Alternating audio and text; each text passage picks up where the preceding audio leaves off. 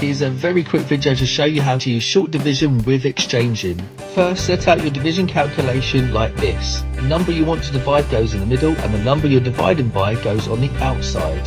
If this is new, you might want to add the ones, tens and hundreds place value letters. As an option, you might want to write out your multiples of 3 as you are dividing by 3.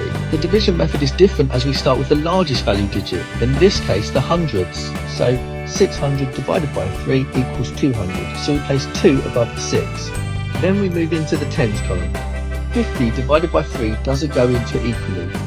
We could say 1 group of 3 divides into 5 once, with a remainder of 2. So we are exchanging 2 tens into the ones to make 24 ones. Then we have 24 divided by 3. There are 8 groups of 3, and the answer is 280.